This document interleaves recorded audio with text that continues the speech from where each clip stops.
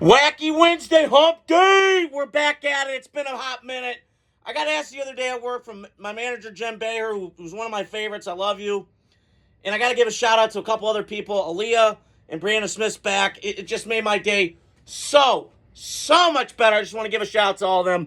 Love you guys from the bottom of my heart. I love you. Love you. So, Wacky Wednesday, we're back at it, moving the chains. It's been a hot minute, but I was getting to is, she was asking me, like, I haven't posted any content lately, but then I got news Monday when I was at work. The Jets, Jets, Jets, gave their two guys from their draft class with, what's the guy's name? Jermaine Johnson and the 2022 draft class with Garrett Wilson, Sauce Gardner, and those guys. So they got them locked up from the Joe Douglas's regime, who I think did a pretty nice job, but he missed on the two key positions you cannot whiff on: quarterback, left tackle. He missed on both, Zach Wilson and Becton. We all know what happened. So he got paid.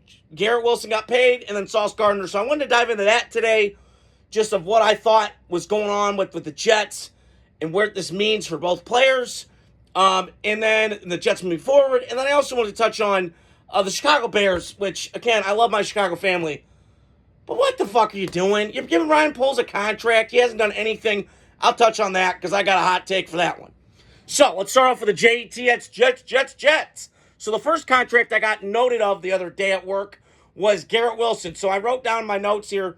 4 years, $130 million, $90 million guaranteed. Here's a fun fact for you. It's the first time in NFL history that a wide receiver has received an average of over $31 million after only playing 3 years, because he's only played 3 years. And listen, he's a productive player. He's a high-end guy, no bullshit, low-key, doesn't bitch, not a diva. Got trained well at Ohio State from Brian Hartline and that crew of receivers that he grew up with Olave and Marvin Harrison, and the pipeline's been going on. And I do think they needed to sign him just because, listen, the Jets' offense has been a joke last couple of years. I know Aaron was there last year, and he was better than the year before because he got hurt.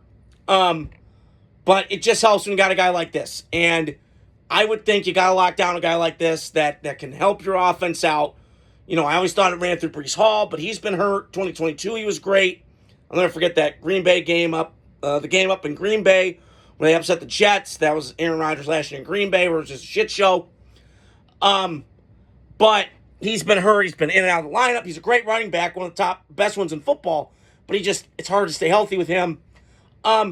So it does help that you have a guy like Garrett Wilson who can make plays for you in the pass game. It is a little crazy, the money. $130 million. That's $30 million a year for a receiver. I don't know if I'd be putting that much money into it. But I do think the Jets have done a serviceable job at building the other components of the team. Usually you build your team from inside out, not inside in, receivers in. But I think the Jets have done a nice job with that. Their offensive line's been pretty good. I love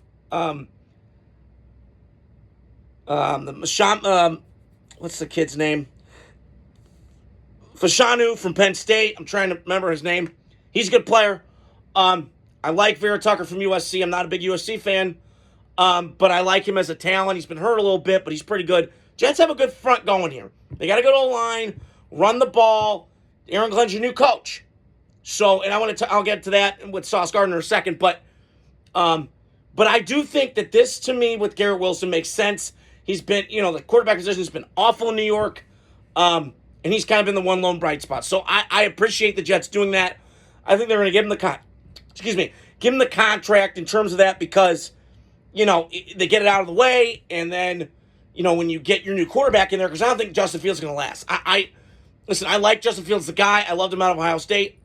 But to me right now, I don't see it lasting long. It's just my take and my interpretation of it. I just don't see it lasting. And he's kind of proven what he is in this league. Great runner, kind of iffy as a passer. But he is what he is. So I just kind of worry about that moving forward with the Jets. But I do think they have a good foundation in place. And Aaron Glenn, I think, could be a good hire. We'll see. Really thought, you got to go offensive. I feel like Jets have gone kind of defensive last couple times. I thought it was Rex Ryan, but then Aaron Glenn got the job. So I wanted to touch on Sauce Gardner. So he got it 4 years, $120 million, $30.1 million annually per year for him. That's a little risky to me. Now, it's the right move, and you had to go get a corner because he's big and he's long, and I got all that. The first 2 years of Sauce, I was like, whoa, okay. Now I know why he was elite. I know he went to Cincinnati, but excuse me, be that as it may, the kid's a stud. Now, my only knock on Sauce Gardner, he had a down year last year, is I don't like his tackling. And for a guy that's that big to not tackle, I don't know why. I go back to the Raider game a couple years ago, Sunday Night Football in Vegas, and Josh Jacobs breaks up that huge chunk run, and he doesn't want to tackle. Like, come on, bro. Football's all about physicality. I feel like I was watching a Miami Dolphin a game. They just didn't want to hit anybody. So, I do think Sauce Gardner is going to get back on track this year because Aaron Glenn is a former DB at heart, and I just feel like the Jets defensively have pieces in place to make this thing work. We'll see what happens. They got to fill the spot of C.J. Mosley. He just retired. I've always loved C.J. Mosley going back to Alabama, and then he was with the Ravens. I just knew jump that just fits the Ravens and their culture. So I just think the Jets, to me, and I'll do my season predictions in about a month or soon. I'm not going to spoil it for you. But, I think the Jets are going to be kind of middle. I think they have a chance to be. But it just all comes down to what you get from Justin Fields and what happens there. So I was writing down my notes, too, so Sauce Gardner got paid $30.1 million. So I'm reading here the next couple cornerbacks after him getting paid annually. Some of them I agree with. A lot of them I don't. Jalen Ramsey getting paid $24.1 million. Absolutely hell no not. He's too old. He's been bouncing around. He's not really the most it guy. I think he's past his prime. I think the guy that's underpaid to me is Patrick Surtain, the second from Denver. I hate the Broncos. You guys know me. I'm a Raider fan. Repping my Raiders right there. I can't stand him, but I admire the guy's talent. His dad was a pro in this league. Pat Surtain played for the Dolphins, Chiefs back in the day. Chase Matheson knows all about that. But I just, I would bump him up a little bit higher, but I get that the Broncos didn't really want to do that right away because he's only played in the league a couple of years. And I feel like last couple of years, he's kind of taking it to another level. Him and Devontae going at it.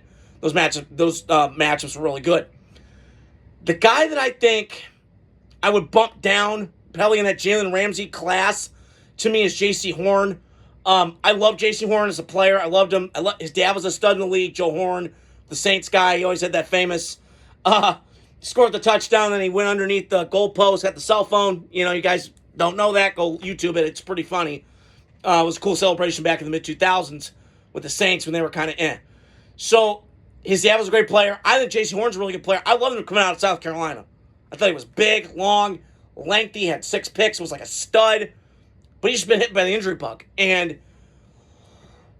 excuse me, I will never forget when he went up to Seattle. It was Panthers-Seahawks in Seattle. And I remember he took on DK Metcalf and shadowed him the whole game. That, to me, was when I went, J.C. Horn could play in this league. I think he had a pick in that game, too. It might have been 2022. I can't remember.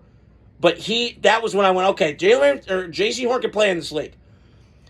And then Derek Stingley, obviously, is kind of a weird case study because if you watched him like 19 LSU, you're like, whoa, this guy could play. And I think Jordan Love, Utah State, they went down to LSU, and that was the Joe Burrow team, which was just so loaded, it was insanity.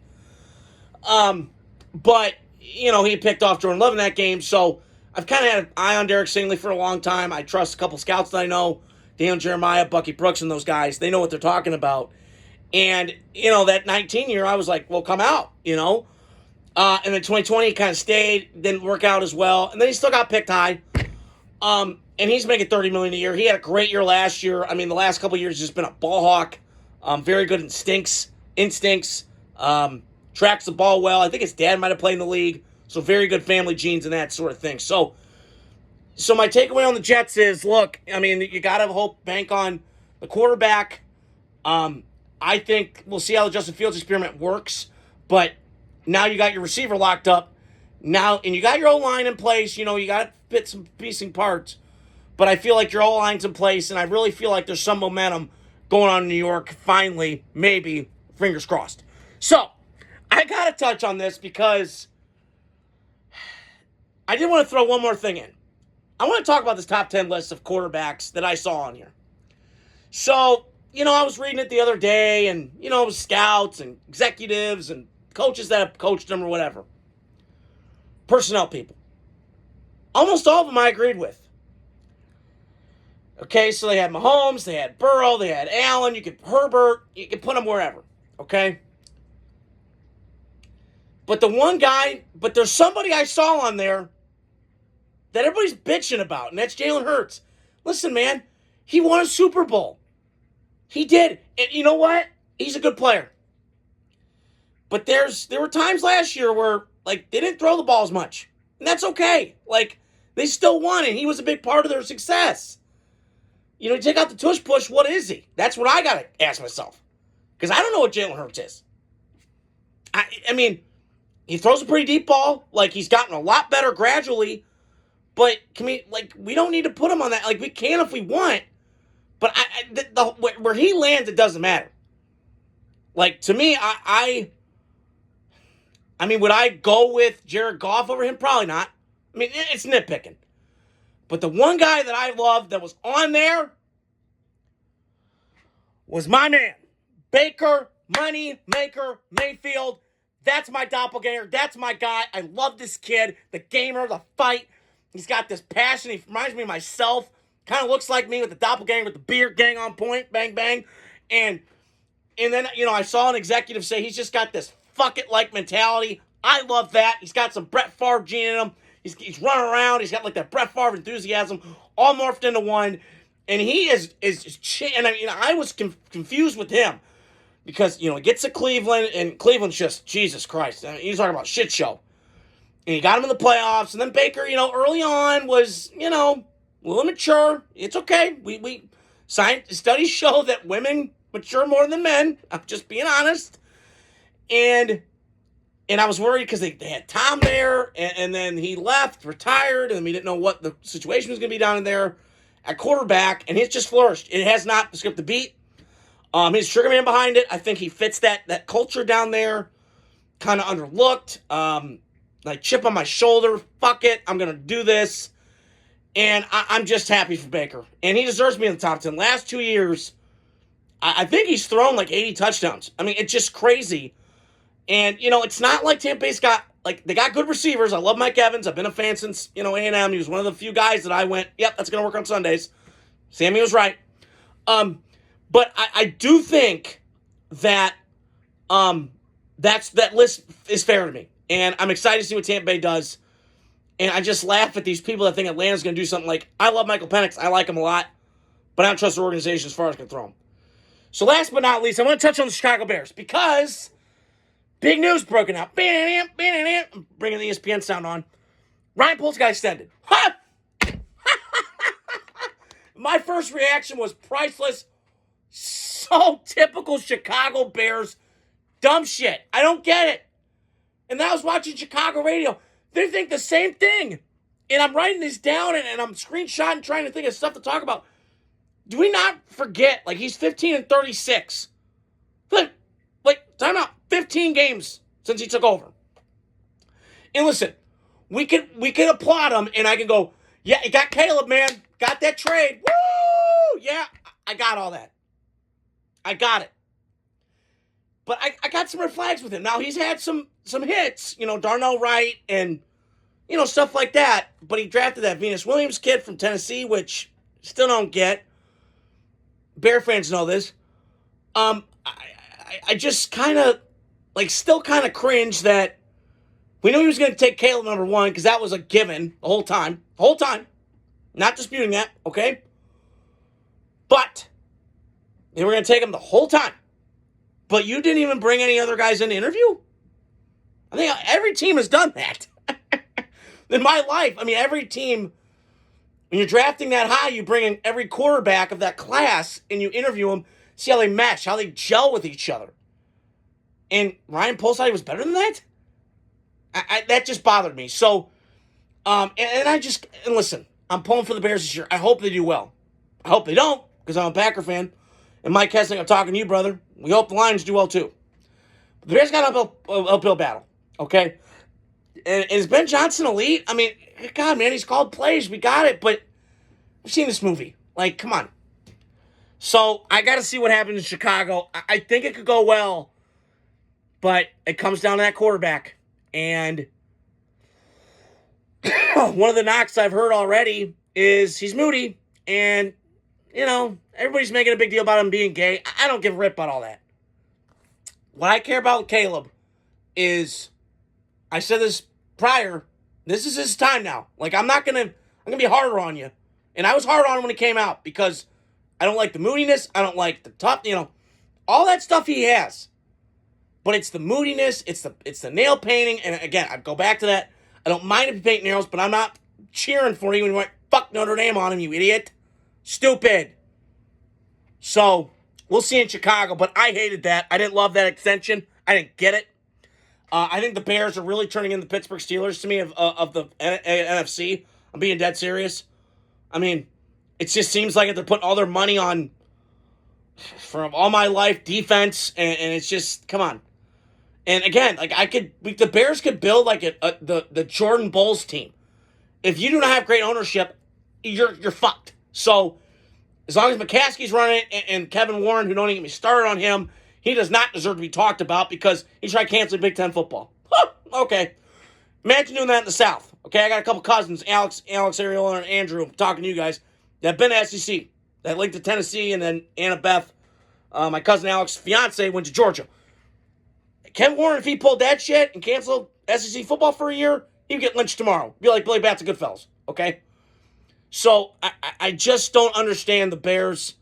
Are they going to move? It's just a fucked up situation. But this is what the Bears do. They're a fucked up organization. They can't get out of their own way, and I don't know if they ever will. So, that's all I want to touch on here tonight. I love you guys. Hope you guys are doing well. Happy hump day. Adios. Godspeed.